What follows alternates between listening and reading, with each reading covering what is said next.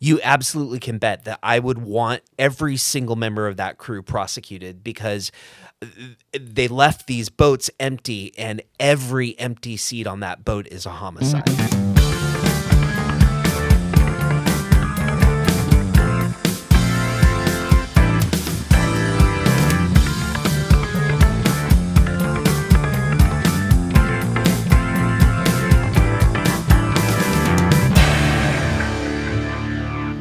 Welcome, everybody, to another edition of Doug Defends. I am Billy Business. This is our real lawyer, Doug Ridley. Now, Doug, this is the point where I would usually say the show where a real lawyer talks about fake things, but that's not quite what we're doing today. Not quite. No, we're a real lawyer. You're still a real lawyer. I still am. We're going to talk about some fake things. Yes. But it's in the scope of a very real thing that happened. Right.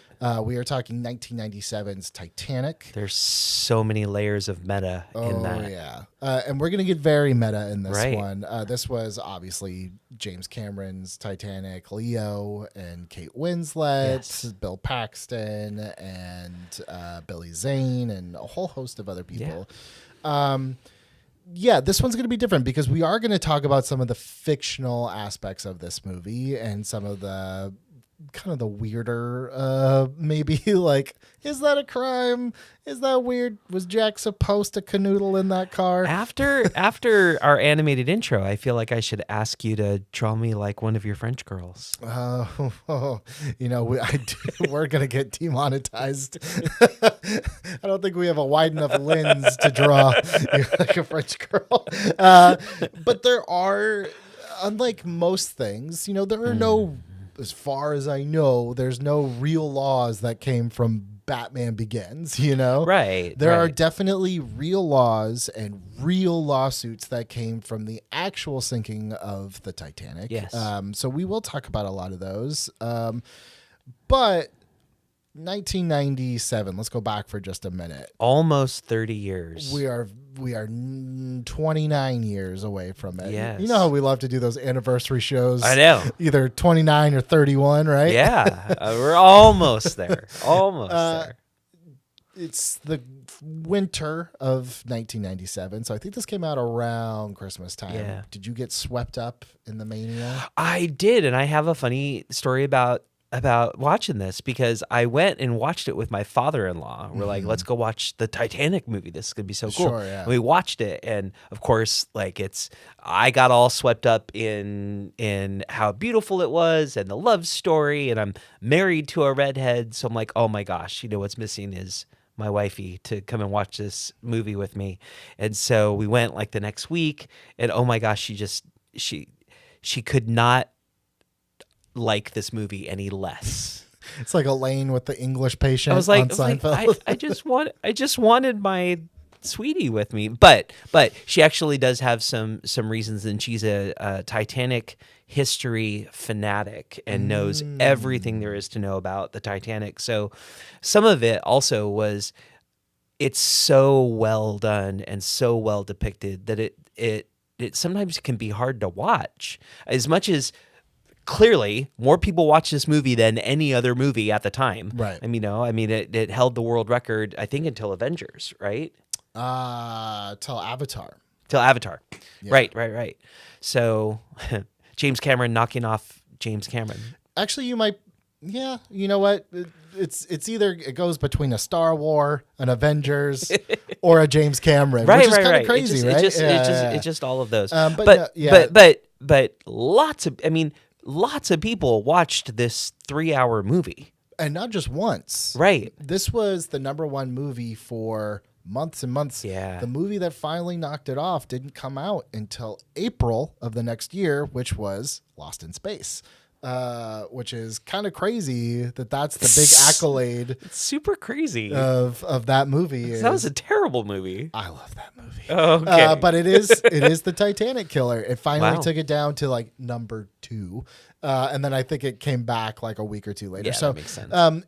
This was kind of one of the last I would feel of that era of like a blockbuster movie that would play for months and months and months and months. Now you can't get away from that song. Celine Dion's career is almost completely the same way Mariah Carey's career is now encapsulated into one Christmas song. Yeah. Celine Dion's career encapsulated into one Yes. iconic song. But ultimately there was this, I would say, like mid 2000s backlash where everyone kind of decided that, no, that movie was terrible, and then it's like, guys, no, it's not. It's really not. Watch really it now. not. It's crazy how it holds up. Yeah, I mean, and even from a special effects standpoint, I mean, a 30-year-old special effects movie. I mean, it's testament to James Cameron, who does everything well when it comes to special effects. And I remember I was sitting there watching it, trying to look for, flaws. You're trying to find the seams, right? Yeah, and it's like almost impossible. Yeah. Maybe like one or two shots, but for a 3.5 hour movie, give or take, it's pretty crazy. Yeah. It's one of the last of its kind of those grand epic movies where everything feels real. They don't really make them like that anymore. I don't even think 2026 James Cameron would make this movie the same way again, which is kind of sad. So in that way, it's like a perfect little time capsule. Yeah. But we're not I don't know. We're not a music review show, Music a review movie show. review show, a food review show. Right. Yeah. We are a legal show. So let's start with just the fictional parts. So obviously, if you're the one person on the planet who hasn't seen it, I think we all knew the story of Titanic before this movie came out, even as school children. The unsinkable Titanic that hit the iceberg that went down in 1912 in April. And just, it reshaped, I think, a lot of the laws and the ways that transportation even works Absolutely. now. But we followed the story through the eyes of Jack, who's Leonardo DiCaprio. He's kind of that,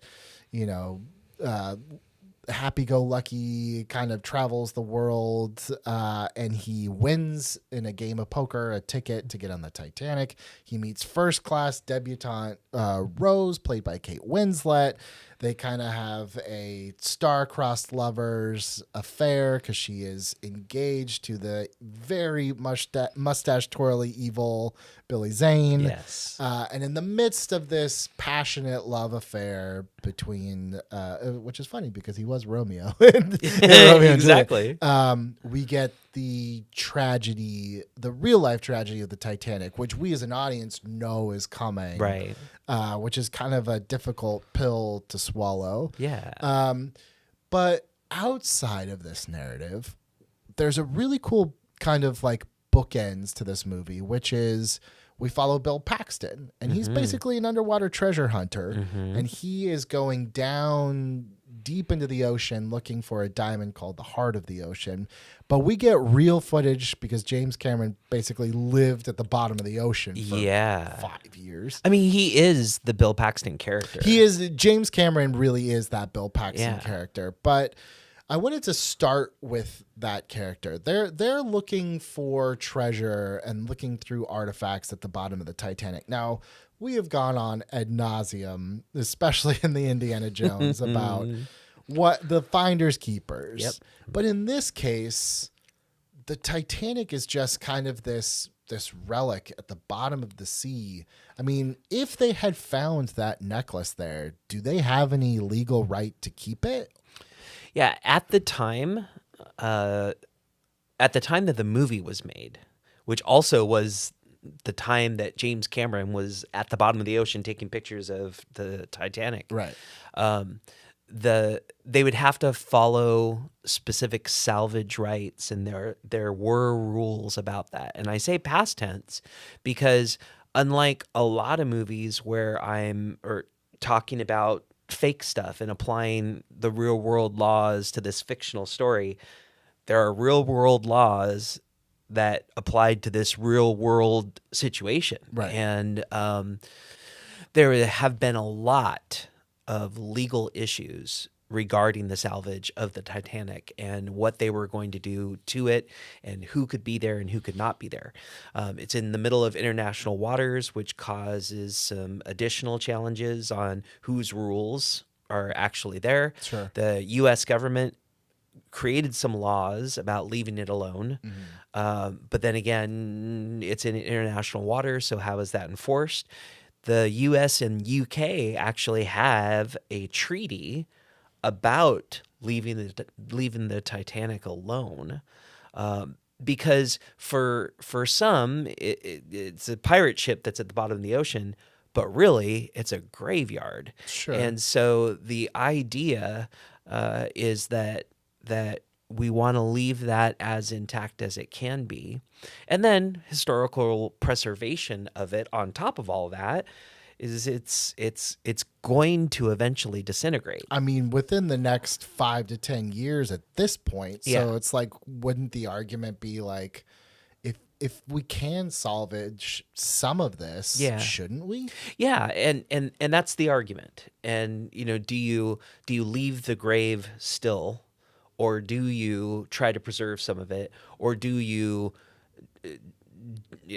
rather than in the movie, like they use the robot and they just flip over the door to Right. find the safe. Like, God. Anyway, they don't want people doing that. And so there have been, even since the Titanic movie has been made or was made, there have been a lot of different lawsuits and new rules and new laws that have been passed that affect what we can do in that area. Okay, so a big theme in Titanic, and not just the movie, I think part of maybe why we resonate with just the story of Titanic in general is this idea of class and kind of how we treat certain people, especially in this moment of crisis, right? Yeah. So are there any legalities about, Jack or any of these third class passengers? They are strictly forbidden from entering in, any sort of like first class thing. Is that something where it's just like, well, when you buy a ticket, you kind of agree that you're not going to do that? Yeah, and the way that they handled it with security, stopping someone who looked like they belonged in steerage, Right. walking into the first class dining area. Sorry to say, I don't think that in and of itself is the best example of classism that we see in the movie. We're starting because with the because yeah. I mean, look, there are country clubs that I couldn't walk into because I'm not a member. Sure. There are if I this weekend bought a ticket on a Disney cruise line and didn't buy the nicest captain's suite or whatever, I wouldn't be eating at the captain's table and doing all of those things. So there's definitely levels of exclusivity and privilege and things like that you pay for. And so that aspect of it, I don't think really is classism, where it gets super dark with their attitude towards the other people that are on the ship, for sure. So I would say it's more about their, not so much the ship structure aspect of it, but the absolute elitism and nastiness of Billy Zane's character and But that's and not a Rose's crime. mom. No, it's not a crime. No, there's no legal, because as you know, you're well within your legal rights to be a jerk. Yes. Yes. To a point.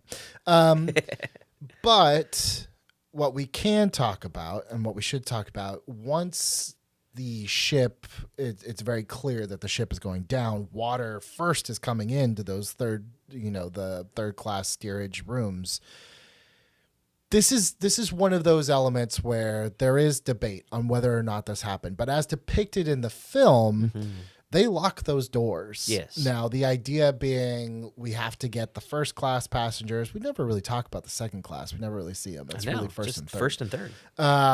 But we have to get them settled first, and we can't have you guys running up. And once they're all on their lifeboats, then you guys can have a shot. At that point, was it illegal to lock those doors? Yeah, I think that the people that the crew that were locking those doors, I think they committed murder.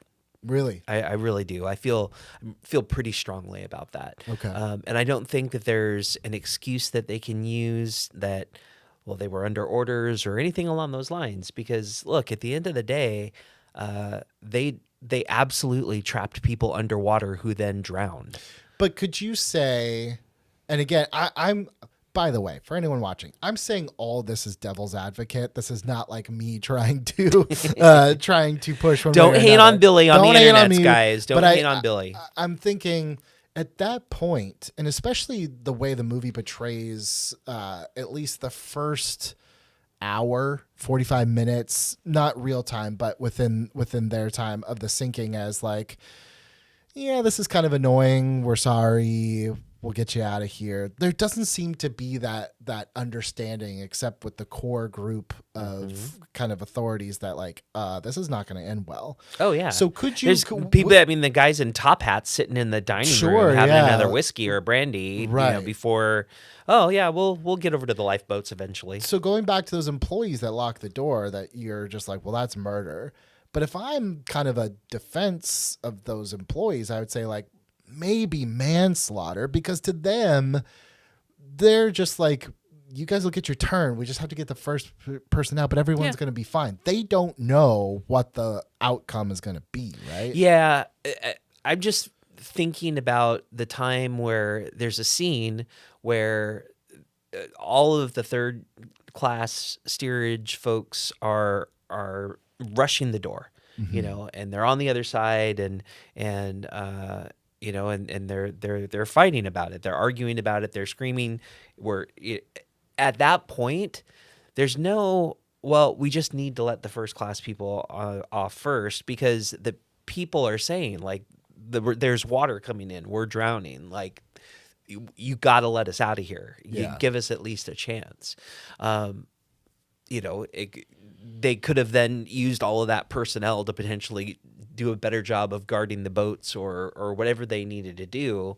But it's all so disturbing, and it's designed to be. I mean, James Cameron does a great job of tugging at our heartstrings with all of that, and it's real. I mean, it is what happened, and scholars don't all agree, but there's definitely been some evidence to suggest that those doors were never unlocked ever.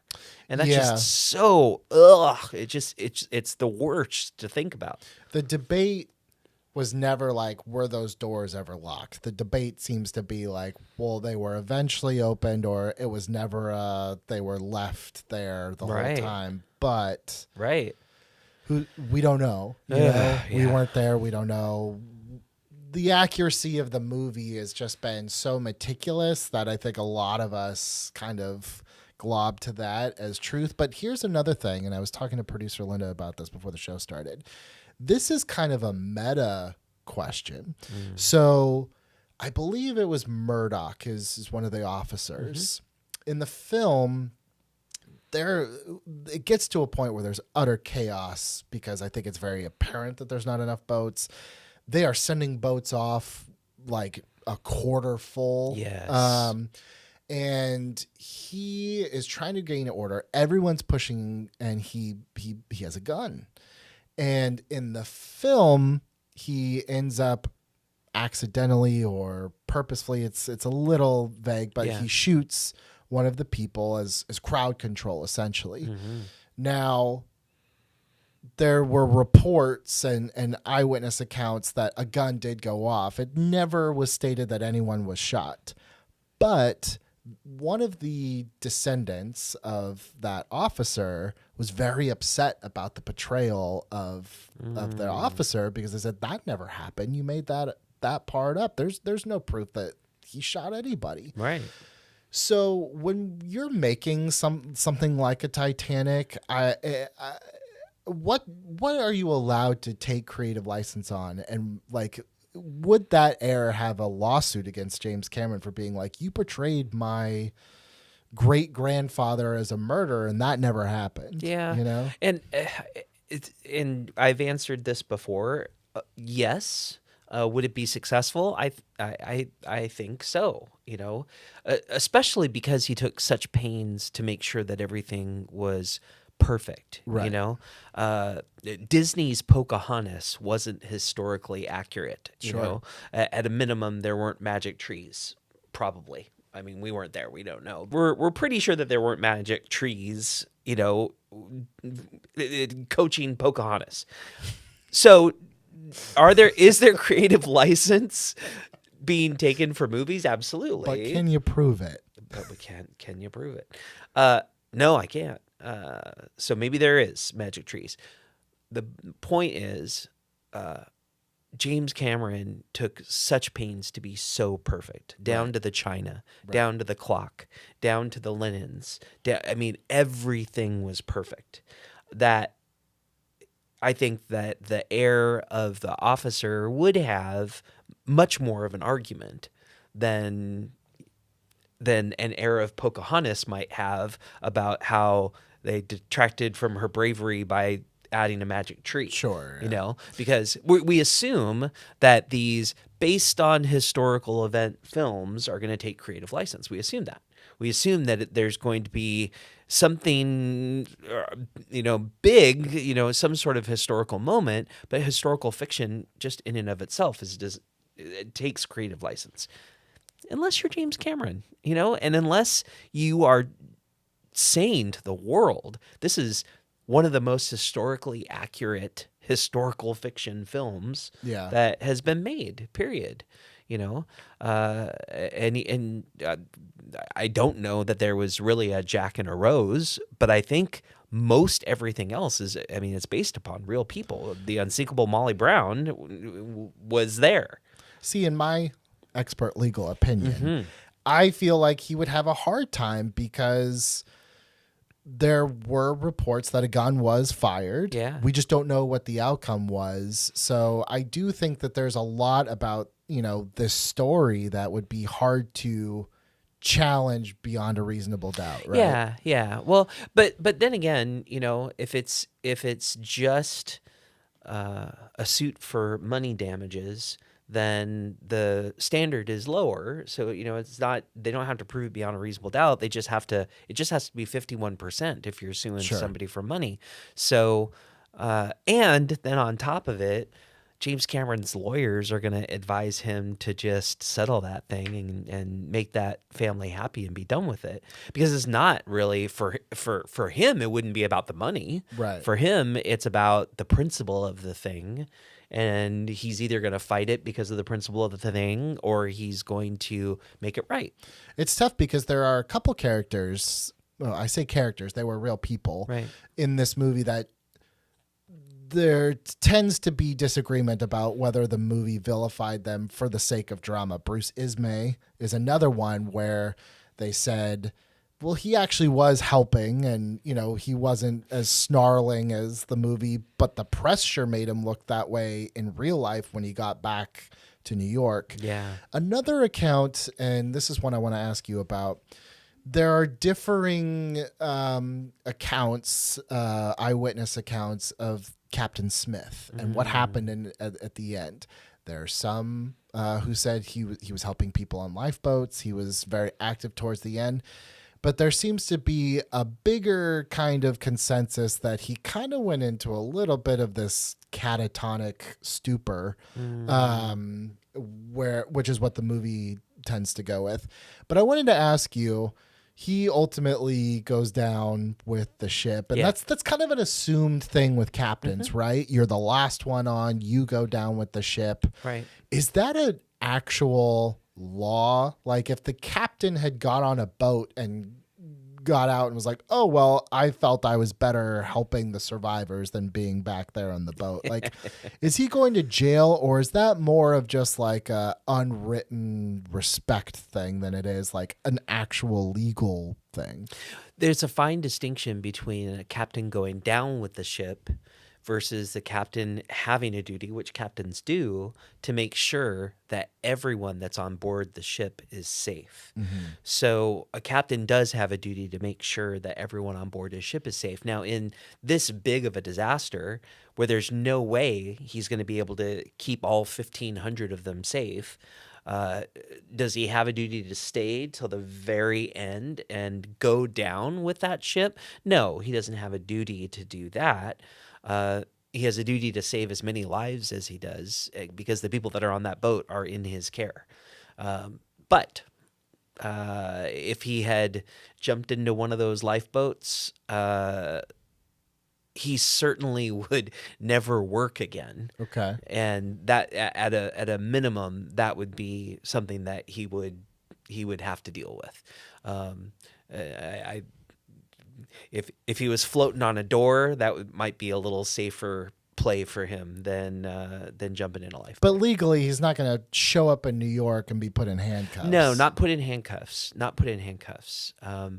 There would be, and there were, huge lawsuits by the families and lots of litigation and lots of finger pointing and lots of blaming that happened. Didn't seem to be as focused on the captain. Let's back away for a second from the real stuff. Let's talk about some of the characters that we follow, which is difficult because the characters that we follow are fictional, but they interact with very real people. Yeah. But let's talk about Cal Hockley, which is Billy Zane's character. I hate him so much. You are designed to hate him. I know. It very means he's a much. good actor because I hate him so much, except I hate his face. He's got such a punchable face. He's very pompous. Yes. Okay, so look, this is difficult because obviously the way that he treats Rose, deplorable. He actually domestic violence. Right. He slaps her, and he would go to jail for that. But it's 1912, right? And I'm gonna guess that the officer, if one was present, would have been like, "Yeah, little lady, you better listen to him." So absolutely in 1912, no question about it. So I even though we both know that is domestic violence and the way that he treats her is a crime today. Yes. I'm not going to get hung up on it now because back then, like you said, different time, the way that we viewed women was a lot more deplorable. Yes. And the way certainly that they viewed them as property. Yes.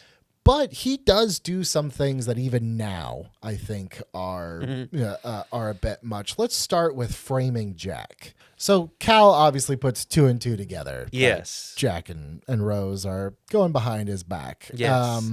There's only so much he can do, but one of his ideas, not half bad, is just to frame Jack to get him out of the way. Right. So he puts the necklace in Jack's pocket, and then he's like, "It's gone, it's gone." And then he has Jack arrested by the Master of Arms, who I'm guessing has the authority to do so. Yeah, on the boat. Yep. Let's just start with just that, framing someone for theft. If you get caught, what is that? Yeah, framing someone is lying to law enforcement. Okay. At a minimum. It is giving false testimony depending on where you are and what level you're looking at.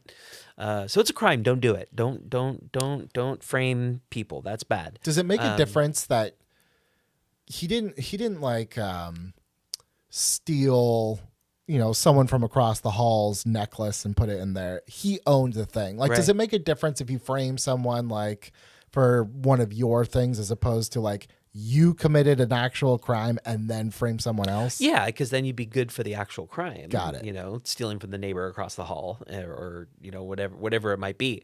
And also the significance of this amazing necklace carries a lot of weight to it. I mean, couldn't have Rose just been like, "I gave it to him," yeah, and then it was over? Yeah. Well, come on, Rose. I know.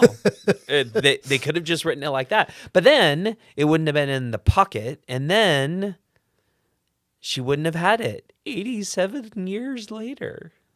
That's the one thing that bugs me about this movie. I actually do love this movie. Wait. That is the one thing What bugs you? that she throws the diamond into the ocean at the end. Why?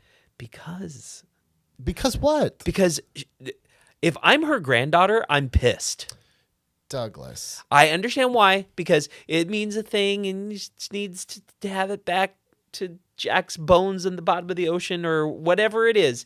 But think of like it belongs in a museum. No, it's the whole point of the movie. I know it is. It's letting go of the trauma. Yes, of the trauma that she carried with her for 87 years. It's returning it to where it was always meant to be. That's the whole point. Okay. Back in a French museum. Please tell me, by the way, that you're not one of those people that's like, Jack totally could have fit on the door. No, I'm not. Okay, good. No. I have a take on that, but no, I'm not that. Well, let's hear your take. Okay. My take is watching it again. Now, granted, I was really tired by the time we got to the door. Yeah, you texted me really late. I was really late. It was really late. Sorry to you and your wife and your kids for the late texts. Hopefully you silence me after a certain time, especially before show day. But no, watching it again, I think even arguing about whether, he could have fit on the door or whether she's horrible because she didn't have him on the door with him or whatever. I think that actually misses the point completely. He was so focused on making sure that she lived. It wasn't a question of whether he could fit on the door or not. It was a question of he knew that her best chances of survival were her being on the door by herself. I mean, they make it fairly clear that he tried and it was a disaster. And yeah, maybe they could have kept trying until they fit, but it's like he also is in freezing cold water. Right. I mean, they talk about the effect of freezing cold water. I mean, he actually talks about it at the very beginning of their love story, right? Where he's talking her off the ledge. Just knives hitting you everywhere and not being able to think. I mean, that's what he describes being in icy water is like. But I believe that it has more to do with his decision to not get there and his decision to support her and at all costs make sure that she has the most chances of survival. Justice for Rose. And that's it. Justice for Rose. Justice for Anyone Rose. that says absolutely that she was guilty of killing him for that. No. The other thing that used to drive me... I'm still mad about the diamond, but no question, like that was Jack's decision to save her. And I think arguing that he belonged on the door just really takes away of the love and the heroism that he had to make sure that she could survive and move on. Well, on that same token, the other thing that drives me crazy is when Neanderthals say like, well, it's kind of dumb that she says I'll never let go and then lets go of him right away. I'm like, that's the whole point. She's never letting go of the promise that she made to live her life. She's not going to weekend at Bernie's him around the whole time. Like she's not literally going to hold on to his dead ass hand, you troglodytes. Jack. Oh God, I've just been You're dealing mad about because this. People are so dumb and they think they're so like she says she'll never let go. She lets go. Blah blah blah. It's like wow, great symbolism 101. It's not even symbolism. It's literally in the text, not even subtext. Right. It's text in your face. Right. She says she'll never let go of the promise, Never not let go. his literal dead hand, you morons. Okay, anyways, so let's talk about I've been I was around those like ain't it cool news message boards back in like the late 90s. I've had to deal with idiots like this for decades. Well, I'm looking forward to them increasing our engagement stats I hope dramatically. So. What are we talking? We're talking about Cal. And okay, so Titanic. So after he frames him, yes, maybe this is probably the only part of this movie where I do roll my eyes. I'm like, wow, this was almost a perfect movie. For just a minute, it turns into a different movie, and we go slow-mo Terminator as he's running around shooting a pistol at Jack, and it's quite ridiculous. It's like the hallway at Pescadero State Hospital. Yeah. So this is a tangential question because obviously you cannot shoot a gun at someone. you can't. Illegal. No. Doesn't. Well, I'm not gonna say it doesn't matter why, but It's attempted murder. Yes, attempted murder. But let's talk about the context and let's look at this in a bigger window. In a situation like the Titanic,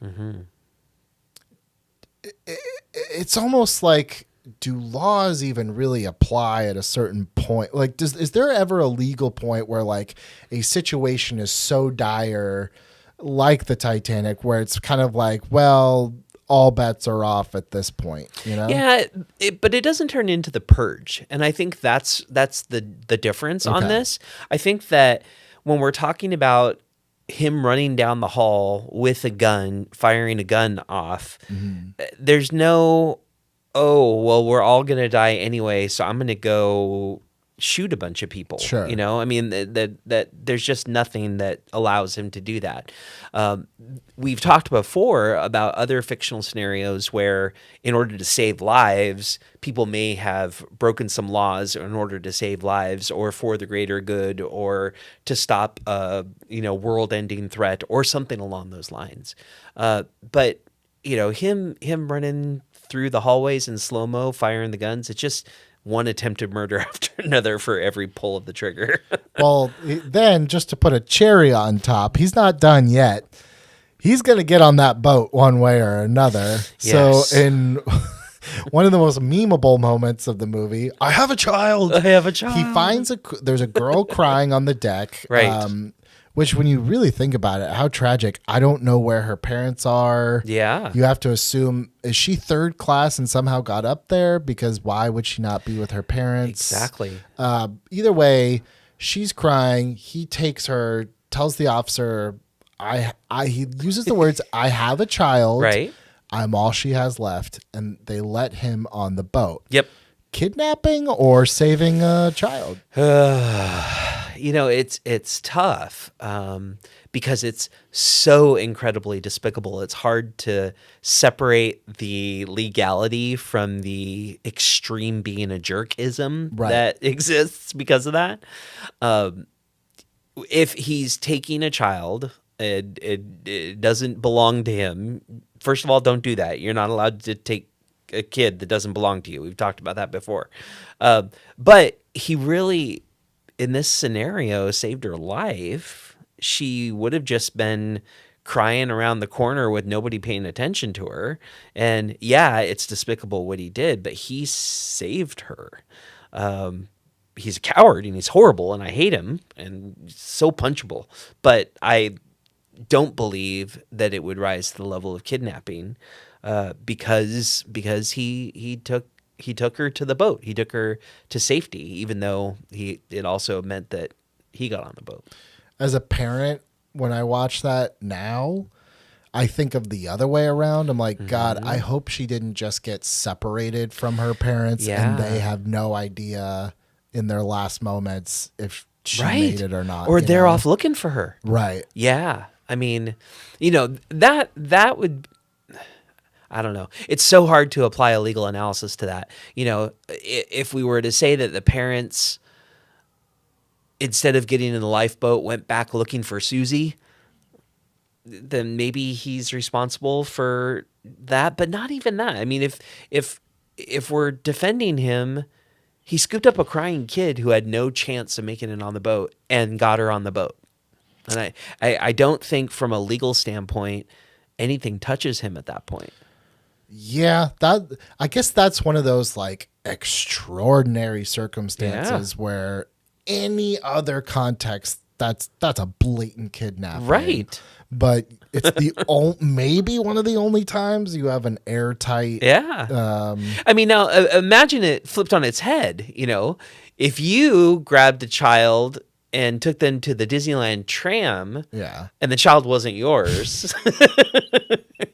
You're good for kidnapping. I have tried it with my child. As long as it's actually your child, then getting to the front of the line for the tram, I'd let you take cuts. But imagine applying that scenario to a Disneyland tram. Sure. And then I think that highlights the difference.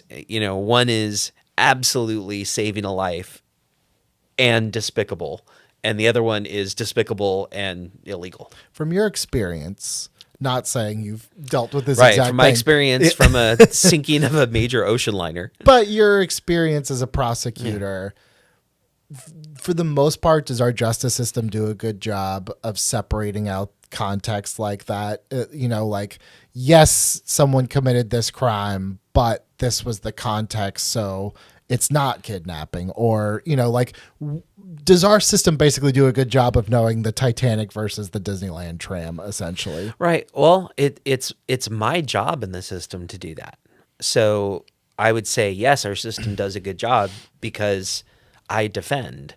And so my job as a criminal defense attorney is to help a prosecutor, help a judge understand the other side of the story and understand why, black and white, it may have been a crime, but let's take a look at what's going on. The person had voices in their head that were telling them to do things, or they've got PTSD from serving in combat overseas, and they punched somebody, but oh my gosh, this is what they've been trained to do for the last 10 years.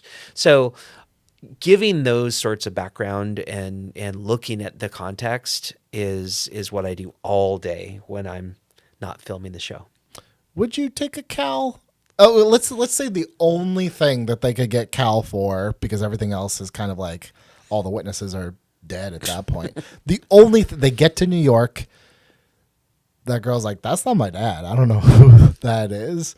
And somehow they charged him. Would you take that case just on that? Like, yeah, my client was kind of a coward and lied about it, but he did save this kid. So that's kind of a silver lining. It's tough too, because I also could charge any amount of money like in the world, but setting that all aside, I get to pick my clients. Yeah. And when something feels that despicable, we usually go ahead and turn that down. Yeah. I'm fortunate that I have the ability in my practice to make those decisions. So while we're on the subject of this little girl and getting on the boat, the reason it's despicable is because they make it very clear women and children first. We find out that the men are not really going, maybe some first-class men, but for the most part, a lot of them are not going to make it. That rule is, I don't know. Is that a law, or was that like that was the ship's rule, and was that a legal rule? Is that any sort of discrimination to not let men on those boats too? So there's actually not a law about it at all. It is a tradition. And it certainly is a tradition in maritime history, and it goes back mid 1800s. And there was a story about a ship that went down that they were so chivalrous that they said women and children first, and so that's been honored, and that's been the tradition. So, and we believe that that's definitely how things went on the Titanic, at least at first. So there's really no crime then if Cal or any of the men, like I know Ismay gets on on one of the boats, like there's no crime. They'll just be shamed. But, right. The side eye that he gets after it's like, really, you're going to get on this thing. But no, I mean, so it's not a crime that Ismay gets on the boat. It's not a crime that Cal gets on the boat. Again, because this is a point of honor, a point of this is what we do in polite culture. All of these different violations of that are not legal in any way. It's just multiple examples of being a jerk. But then did the officers, were they even able to enforce that rule? Could I be like, well, this isn't a law, I'm getting on this boat, like, or is it, because that was the rule that they said that it had to be enforced? I don't think that there is a crime that you could charge the guy who walked around, climbed into, Ismay just climbs into the boat, right? I mean, he doesn't fight anyone. He doesn't push anyone. He doesn't shove everyone. He just sees a seat, quietly gets in, has perfect posture, and gets in the boat. And they give him side eye, and that's it. I think that example shows you that if it's handled that way, it's not a crime. It's not anything that you could be charged with. If, on the other hand, you push somebody out of the way, you push the officer out of the way, the officer's blocking you, and you fight the officer because he's saying that you don't get to get on this boat yet, then the fight, the pushing, the shoving, the whatever, the chaos that ensues after that, then you would be legally responsible for. And that's where a crime I could see happening. I mean, when we think about somebody getting on the boat that shouldn't be on the boat, we don't.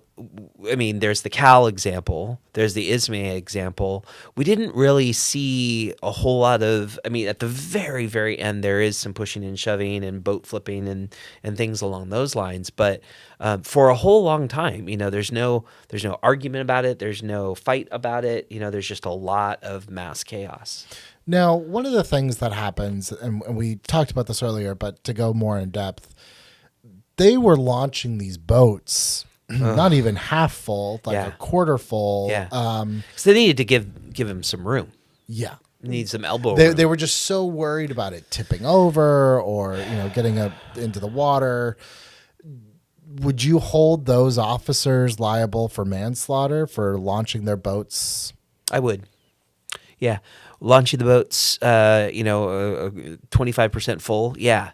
I mean, I think every empty seat is a homicide. And, yes, at that point, they didn't completely understand, but, damn it, they did. And the people that were in charge understood. And, we had conversations about how Rose is the one who is great at math, and I've been doing the counting, and it doesn't seem like there are enough lifeboats. I mean, they knew that they didn't have enough lifeboats. And so the directive from the very, very beginning should have been, you put every damn person that you can possibly put in the boats. And it's one of the aspects of this that is just infuriating. You think about how many people's lives were lost because they wanted to make it a little bit more comfortable, for the first handful of boats. I mean, it's bad enough that you don't have enough lifeboats for everybody on board, but then the extra step of not filling them, just absolutely despicable. And I would hold them absolutely responsible for manslaughter for that. All right. So, you just brought up, they knew that there weren't enough lifeboats, but right.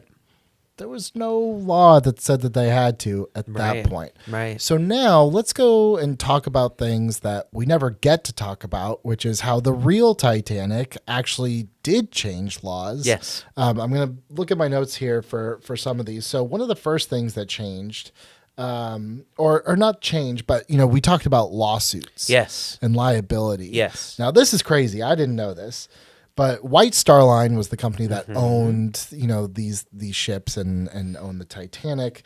They tried to cap payouts. Yes. By saying, well, based on the value of the ship, which is nothing at this point. Yeah. Are you able to talk a little bit about? Yeah. So I mean, they successfully did. They capped. Crazy. There were all of the decedents' families all sued and for wrongful death, and so and sued the company for their multiple failures, and they successfully argued that the total payout couldn't be more than the value of the boat. I mean, how do you link the value of a person's life to the value of a boat? Now, this was an expensive boat, so it helped in some ways, but that's how the company got out of paying what you would typically see the settlements being. Now, the only thing that you see these days is sometimes you'll see insurance policy caps. Yeah. So, there have been boating accidents where the insurance policies for the boat company, maybe it's $10 million. Well, if they only have $10 million, then that money has to be divided up amongst whoever is around. Now, the big cruise ship companies, the big ocean liner companies are going to have way larger insurance policies now than something like that. But once you set a cap like that, then that company is shielded, and they just have to divide it up the best they can. So another thing that came out of this is solace or solace. I'm not sure how you say it, but it's the safety of life at sea, which is essentially addressing that lifeboat problem. Yes. I've never been on a cruise before, but I'm pretty sure now, like, isn't the first thing you do is basically safety training? Yes. Yeah. And it's always frustrating and painful, and it feels about as fun as going through security at an airport. Totally necessary, but the least fun part of your trip because they make you grab your life vest, and they make you put on your life vest, and you go out on deck, and everyone's at their different station, and they say if things go badly, this is where you're supposed to meet up, and this is where you're supposed to get into your lifeboat. So, I mean, they don't make you actually get into your lifeboat, but they make you queue up. And at that point, everyone on the ship has to be accounted for in that safety drill. So that is one of the major safety upgrades that we have. And that was quick because this was enacted in 1914, which was just 2 years later. So they didn't sit on that very long. Right. And it's law now, right, that there has to be lifeboat space for every passenger, right? Yes. Yeah. Okay. Well, hard lesson to learn. It's Good one God, that you didn't think that you would need. Yeah. But, Yeah. one of the other aspects, and this isn't played up as much in the film. There are some deleted scenes with like the Carpathia and some of the other ships that were around, but they sent out these distress signals, but they had kind of shut up, other people had shut off their radios, and I guess, didn't hear them, didn't pay much attention to them. Now it's a law that someone has to be basically helming that radio 24/7. Yes. And then one last thing is, and actually this goes back to the captain a little bit, is that there is kind of a international ice patrol, really looking out for these things. But I don't want to imply that they were caught by surprise, that there was an iceberg there. Titanic got a ton of warnings ahead of time.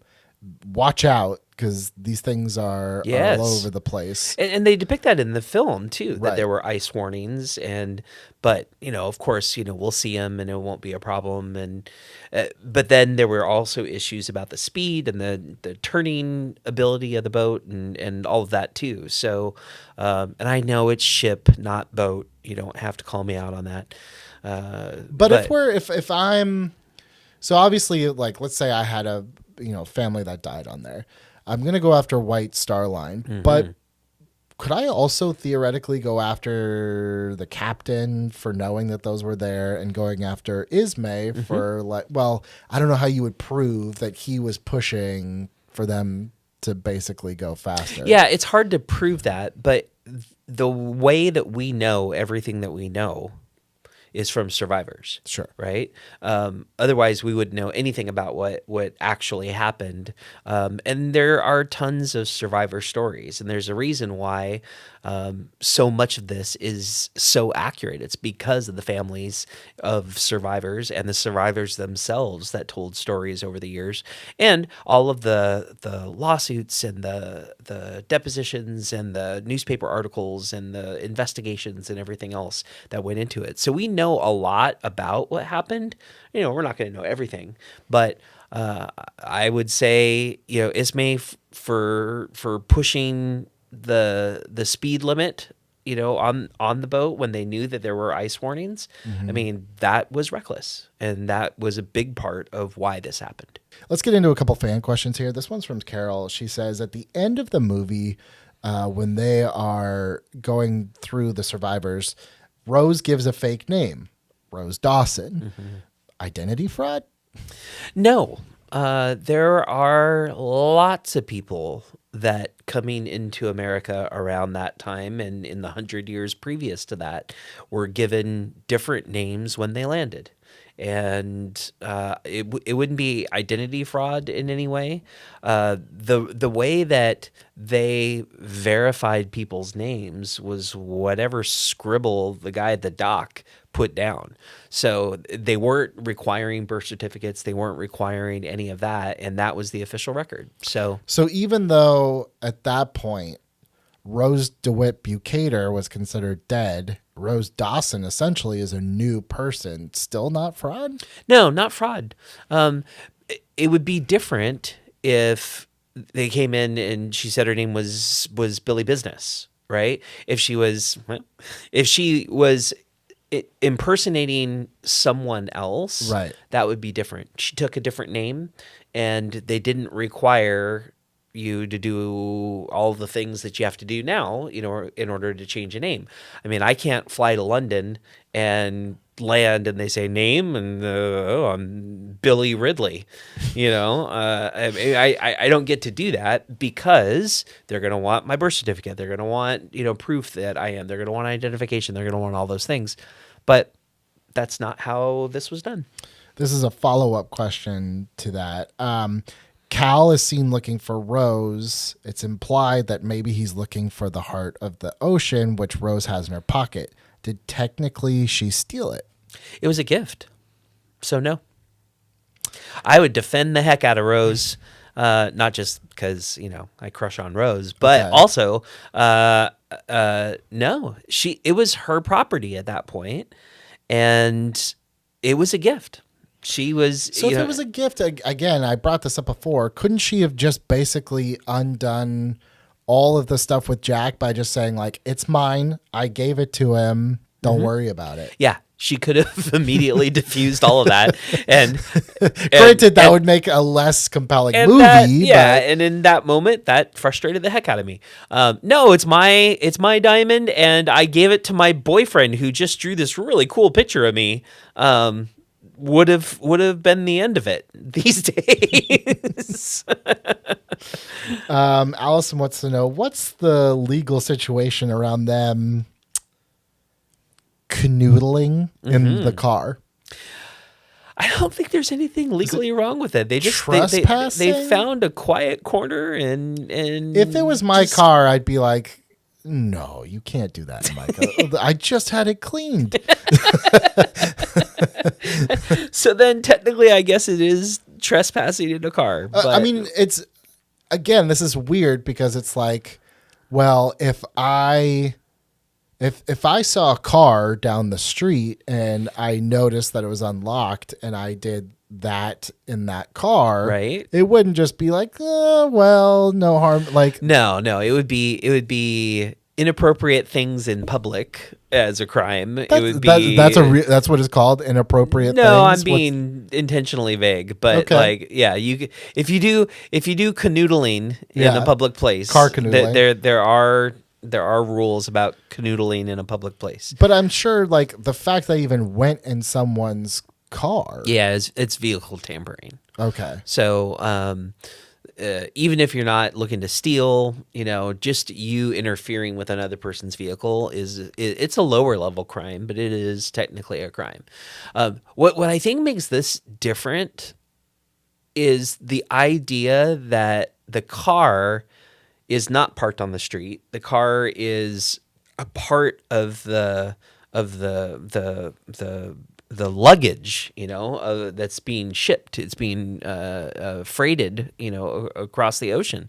So it feels like it's less of a car because of that. And that's not a legal opinion, but it does seem like this is more like they found, a piece of freight that they could canoodle in.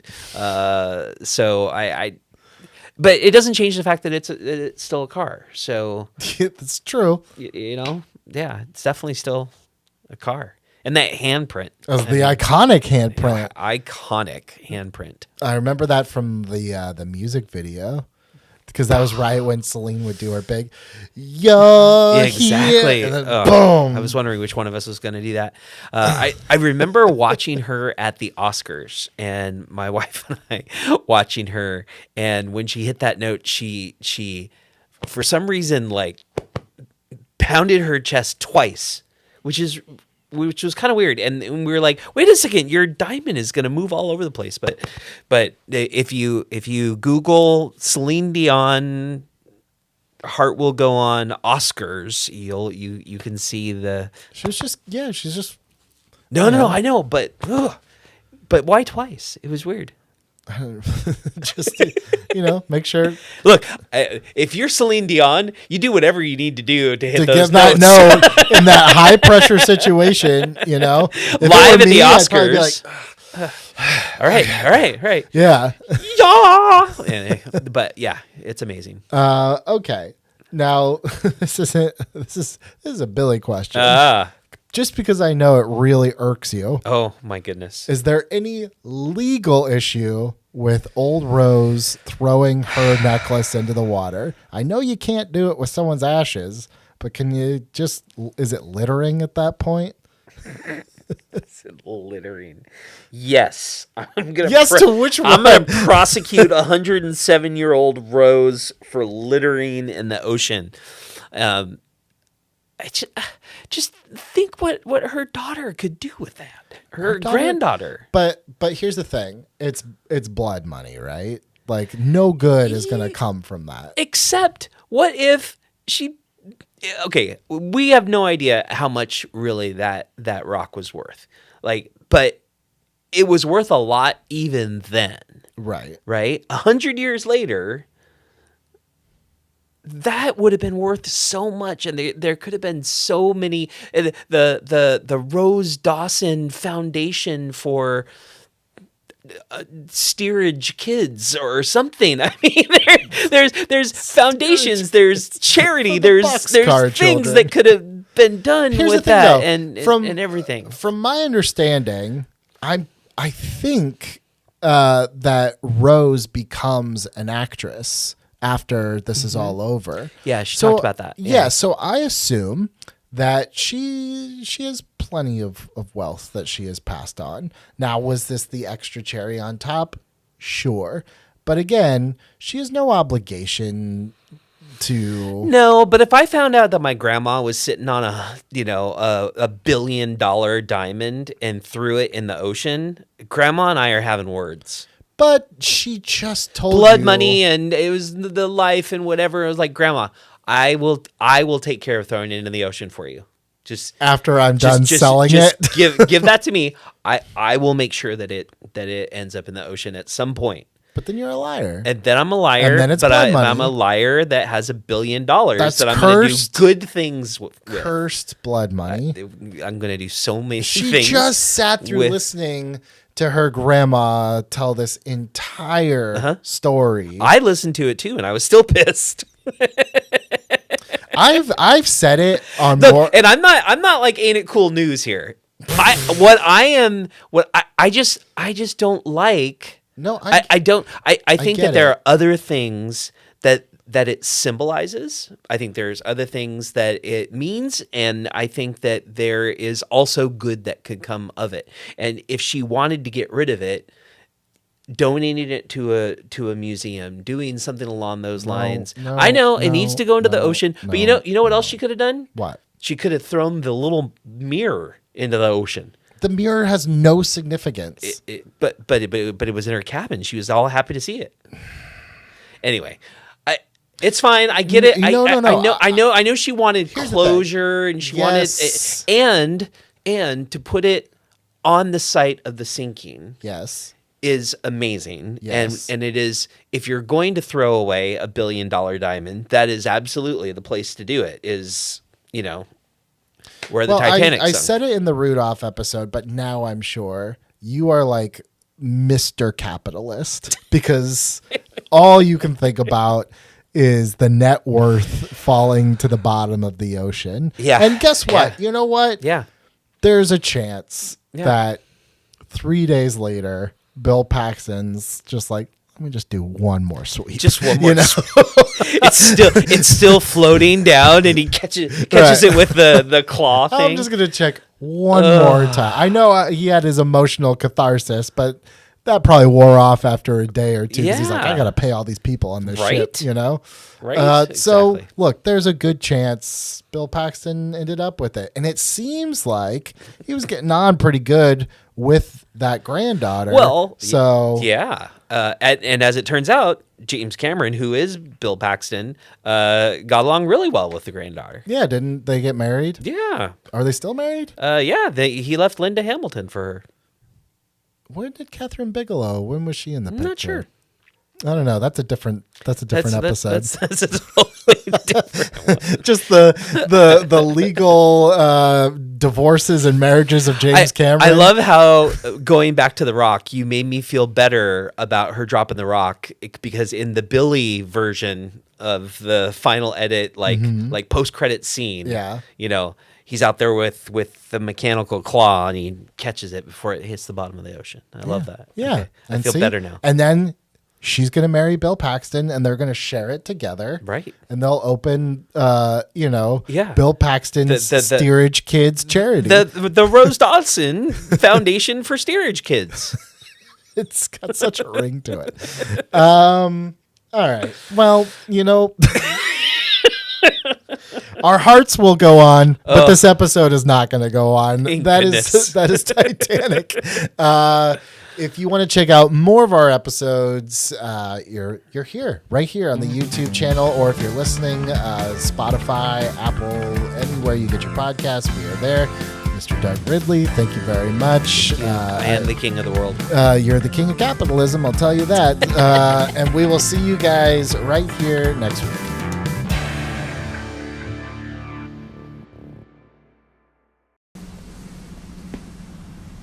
Well, I believe you may get your headlines, Mr. Ismay.